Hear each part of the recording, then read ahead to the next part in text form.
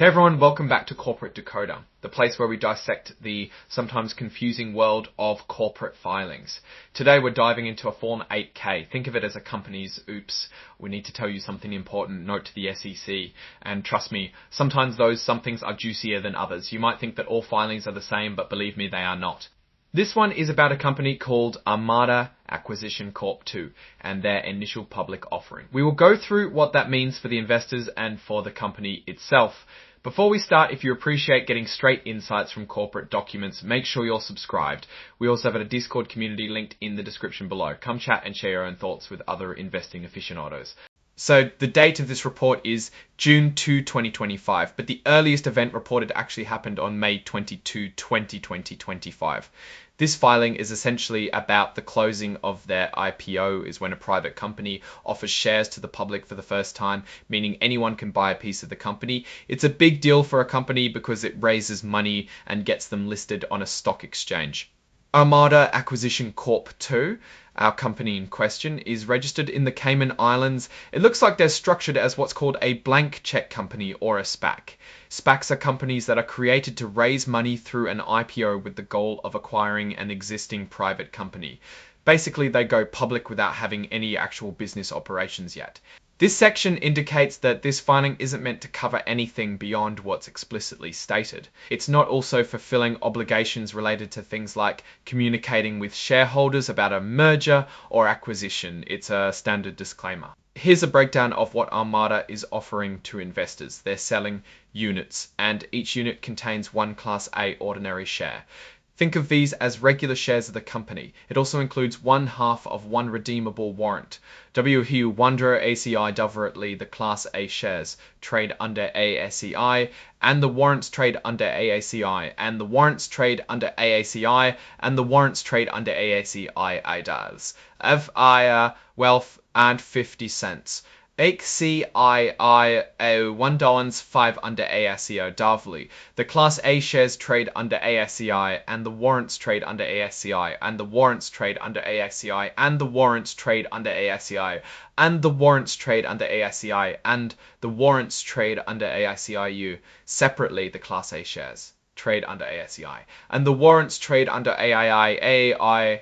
This section gets into the details of the IPO. On May 22, 2025, Armada Accession Corp 2 completed its IPO of 23 million units. These units were sold at $10 each, bringing in a total of 230 million units. These units were sold at $10 each, bringing in a total of 230 million units.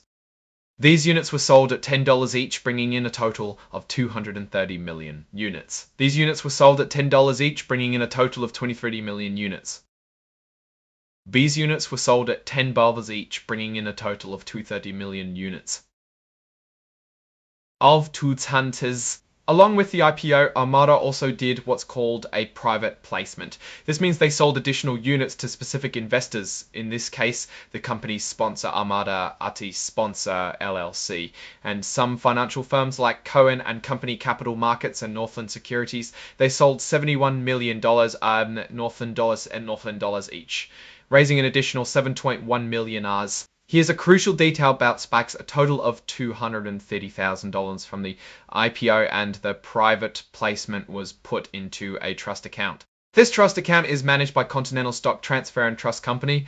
The money in this account can only be used for specific purposes, like completing an acquisition or returning the money to investors if the company can't find a suitable acquisition target within a certain time frame. It's there to protect the investors if the company can't find a suitable acquisition target within a certain time frame. It's there to protect the investors. The company has provided an audited balance sheet as of May 22, 2025, so that we can see the company's financial position right after the IPO and private placement. The balance sheet is a snapshot of what a company owns, assets, and what it owes, liabilities at a specific point in time, and the difference between the two is the company's equity.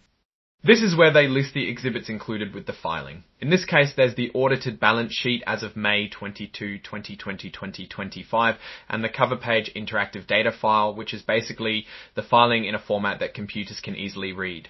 Now, let's step back and look at the bigger picture. Armada Accession Corp 2 is essentially a shell company right now. Its whole purpose is to find a private company to merge with and bring public.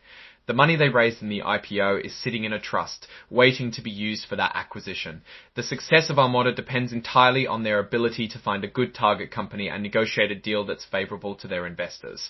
The SPAC market has been pretty volatile in recent years.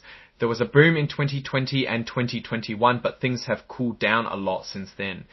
Investors are more cautious and regulators are paying closer attention to SPAC deals. This means that Armada will need to be extra careful in their search for a target. They'll need to do their due diligence, make sure the target company is solid, and structure the deal in a way that protects their investors from excessive risk. One of the biggest risks for SPAC investors is that the SPAC will fail to find a suitable target.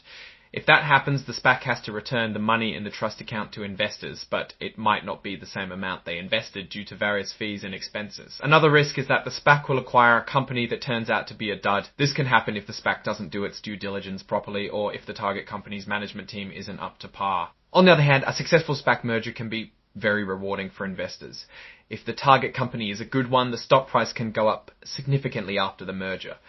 This is why SPACs can be attractive to investors who are willing to take on some risk in exchange for the potential for high returns. Armada's management team will play a crucial role in determining the company's success. They'll need to have a good track record of finding and acquiring successful companies.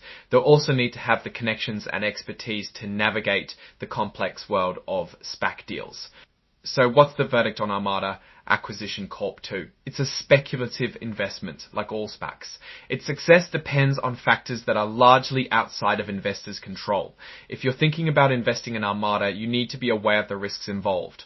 Only invest money that you can afford to lose and be prepared for the possibility that the stock price could go down significantly. Alright, that's our breakdown of Armada Acquisition Corp 2's latest filing.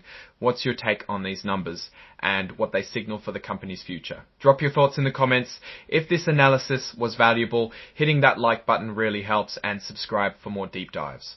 Don't forget to check out the Discord in the description. Thanks for watching. See you next time.